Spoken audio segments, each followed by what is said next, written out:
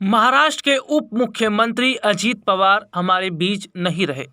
Plane हादसे में उनका निधन हो गया और ऐसे में उनके चाहने वाले बहुत ज़्यादा परेशान हैं, उदास हैं। उन्हें अभी भी विश्वास नहीं हो रहा कि दादा अजीत हमारे बीच नहीं है। लेकिन सच को कौन झुठला सकता है। लेकिन यहाँ सवाल खड़ा हो रहा है कि अजीत पवार की विरासत को अब कौन संभालेगा। पत्नी से भतीजे युगेंद्र तक सबकी चर्चा इस वक्त हो रही है और ये भी माना जा रहा है कि क्या परिवार में अब फूट पड़ सकती है। बारामती सीट का क्या इतिहास है और अजीत पवार यहाँ कैसे लगातार चुनाव लड़ते हुए छा गए। अजीत पवार के निधन के बाद बारामती की विरासत कौन संभालेगा, कौन कौन उनकी विरासत संभालने का दावेदार माना जा रहा है। इन चेहरों को पारिवारिक और राजनीतिक इतिहास क्या है, इस पर आज हम अपने दर्शकों को बताने वाले हैं।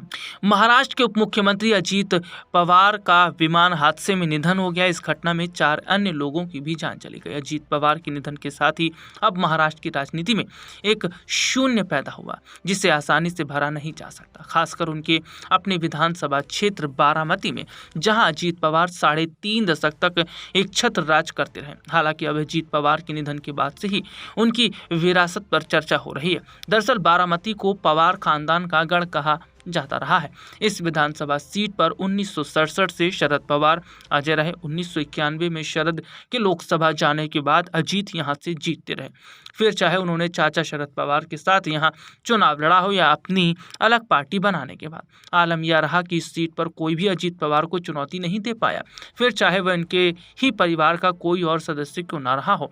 ऐसे में यह जानना अहम हो जाता है कि आखिर बारामती सीट का क्या इतिहास है और अजीत पवार यहाँ कैसे लगातार चुनाव लड़ते हुए छा गए। अजीत पवार के निधन के बाद बारामती की विरासत पर सवाल खड़ा हो रहा है। बारामती विधानसभा क्षेत्र महाराष्ट्र के सबसे चर्चित हाई प्रोफाइल सीटों में से एक है। इसे मुख्य रूप से पवार परिवार के गढ़ के तौर पर जाना जाता है। यहाँ 1967 से इस परिवार का अटूट राजनीतिक जो दबदबा है वो रहा है। अपने दर्शकों को बता दें कि खबर सामने आई है कि बारामती के मतदाताओं की एक पारंपरिक धारणा रही है, लोकसभा के लिए ताई सुप्रिया सुले और विधानसभा के लिए दादा अजीत पवार। दरअसल जिस तरह विधानसभा चुनाव में अजीत पवार ने बारामती से दम दिखाया, कुछ वैसा ही काम सुप्रिया सुले ने यहाँ संसदीय क्षेत्र से किया।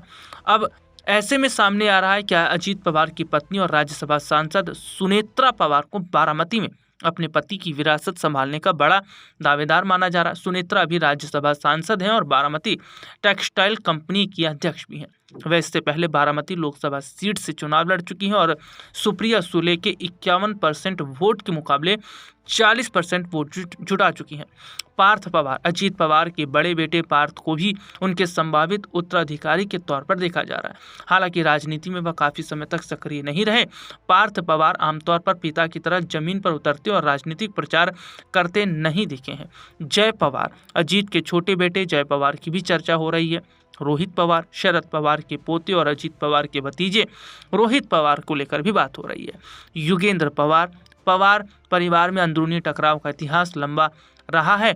युगेंद्र पवार की भी बात यहाँ चल रही है, लेकिन माना जा रहा है कि अजीत पवार की यहाँ पर अगर बात करते हैं तो ऐसे में देखिए यहाँ पर माना जा रहा है कि अजीत पवार की जो विरासत है वो उनकी पत्नी सुनेत्रा पवार संभाल सकती हैं और जिम्मेदारियां वो उठा सकती हैं।